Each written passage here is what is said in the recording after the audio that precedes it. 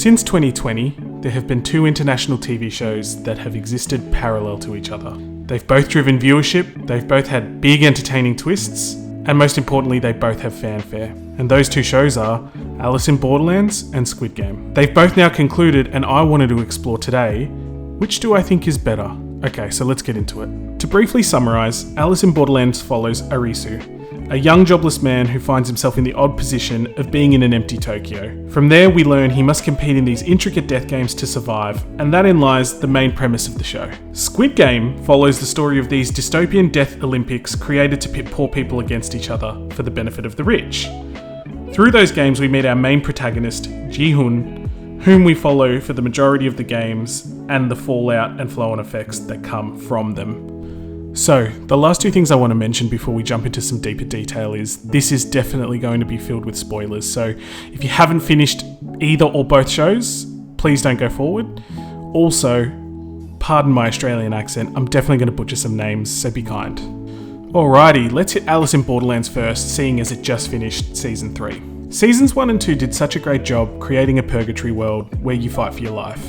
And the best part of that was the intricate games created, paired with the mythology of the cards and how that all tied into everything together. Now I know it's based off an anime, and they did a really good job actually translating that from the anime into the show. Whilst Arisu is the main lead, they did balance side character development really well. And on top of that, they gave us some really great unique villains who just had certain episodes and essentially filled in screen time to a really great capacity. This made for a really great watch and a really great balance. And for me personally, some of the best episodes actually were those ones that focused on a singular villain or a side character, which is a testament to the show. One of the episodes that comes to mind for me was the Kiyuma episode, which really encapsulates both strong side character development as well as a protagonist, as well as giving us a really great villain who stuck with us. I really think that builds so well to the point that, honestly, if this show ended at the end of Season 2, I think it ages significantly better. What's tough about Season 3's edition is that the downgrade in plot and the character development, especially when it comes to side characters, as well as putting less into the games in terms of making them intricate, really brought it down a level. Now, while similar can be said for Squid Games, why I think it actually hurts Alice in Borderlands a little bit more is because the characters this season don't have as much depth. It's essentially a new cast outside our 2 mains, and it spends way too much time there, burying the lead, which is Arisu and Usagi. I truly think that if they put a little more investment into making the games as intricate as, say, Season 2, I'm thinking about the Jack of Diamonds game as a really good example, that could have really helped with side character development, or even side character investment. And I also think that a lot of the side character elements to the show should have been front-halved for Season 3, leaving the back half to be really about Arisu and Usagi and the way that their journey was going to finish. Unfortunately for us, basically 1.5 of the last 2 episodes was essentially focused on side characters to the point that we really didn't get much from Arisu or Usagi and the end to their journey. The thing with that is they actually did do some really good side character stuff that they could have copied and emulated. I think about Kazuya as a character.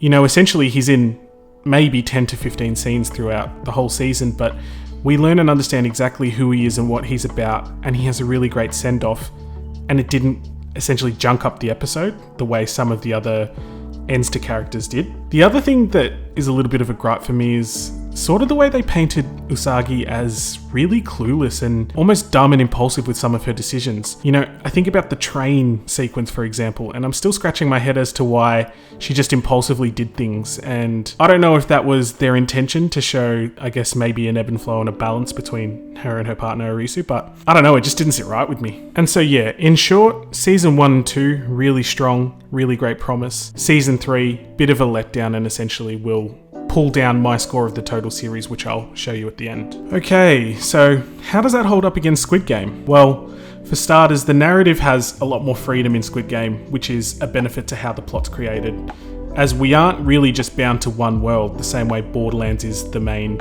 existing forum for Alice in Borderlands.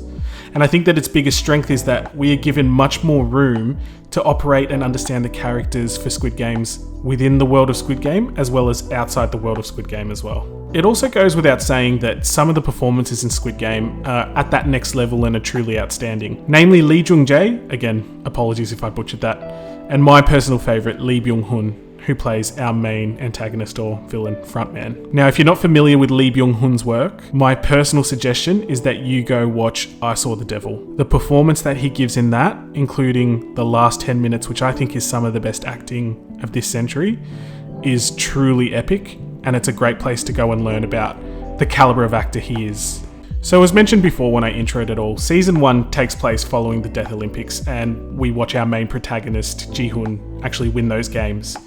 Now, he obviously leaves and is successful, but has a change of heart and actually wants to return and take down the games essentially, and that's where Season 2 picks up. Now, Season 2, in terms of the narrative, was quite a risk because there was obviously the repetitiveness of going through the games again. But what made it succeed was its layered addition of actually putting Frontman, the main villain, into the games. And in a way, it actually reinvented itself into not just repeat of the games, but a cat and mouse narrative, a bit of a psychological game, and it opened up another path for essentially the narrative to go, but also for us as the viewers to enjoy and watch on. So, after a strong first 2 seasons, this then led to Season 3. Now, Season 3 did cop a bit of heat at first because, as I've just mentioned, the narrative was so strong across the first 2 seasons. But for me personally, it has its place. Where it let us down was essentially a lack in creativity for the games and overshadowing the main storyline which we wanted to see a conclusion to, which was Gi-hun and Frontman, and essentially the finale or the conclusion of how that whole battle was actually going to close out. With that being said, the close to Frontman and Ji-hun is worth it to me. The idea that Gi-hun's actions, despite the challenging environment, proved Frontman's beliefs in the faith of humans wrong was such a great touch. And I think about the shot that we're left with Frontman staring up at the screen as Gi-hun makes his final move, and the way that then changed the whole perception of Frontman's final actions for the rest of the season, that was really strong. Now, look, Season 3 clearly has some massive flaws still, don't get me wrong. Namely, an AI baby. I just don't get why they did the AI baby. The AI Rottweiler, it's so synthetic. I just really don't, again, understand that decision. Some of the side characters had some really poor finishes and closes, and I'd question some of those decisions of how they close those narratives. But the thing overarching that was really the worst is just the amount of screen time the VIPs get, as well as the poor quality of actor. I don't understand why we couldn't have had some American actors come in and just really bolstered those roles. However, for all of that, I do truly think the good still outweighed the bad. The last thing I wanted to touch on before I wrap this up and give you my scores on both shows is the idea of both of these shows getting a spin-off, as is insinuated in essentially the final scenes of both shows. I don't actually think it works for Alice in Borderland. And the reason I think that is because it doesn't tie into the initial series. It's just essentially a new branch that exists, and it didn't tie into the narrative of what we were getting currently in that episode. Now, why I actually think it was okay for Squid Games to include that was because the scene actually had meaning to the close of Frontman's story. As we saw, his views had completely changed based on Gi-hun's actions. His whole outlook and his behaviour was now reflective of someone who had gone past the games and didn't need them anymore to prove his point. So when he sees Kate taking advantage of the homeless man in that alleyway, it actually acts as a way for him to look to the right but look to the past from a symbolic lens, before then turning forward and symbolically moving forward with his life. So, with all of that said, here are my scores for both of them, as you can see on screen. For Alice in Borderlands, I'm giving the total series a 71 out of 100, and for Squid Games, I'm giving the total series an 81 out of 100. So if I had to recommend one, ultimately, the decision for me would be Squid Games. However, if you're going to do both, which I would recommend, because they are actually both good and worth the watch, I would say watch Alice in Borderlands first, before watching Squid Games. In that way, you'll be more pleased in terms of continuing to improve your experience. Alright crew, that's going to wrap it up for me in terms of talking about these two great international TV shows. I really had a blast doing this, and I wanted to say thank you for the last couple of videos and your support on them. If I could ask again the same thing, if you've watched it this far, please give the video a like and please subscribe. It would mean the absolute world to me.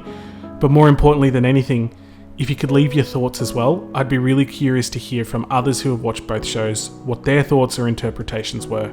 as it's something that I love, is just the discussion that goes behind these great pieces of work. Alright crew, until next time, peace.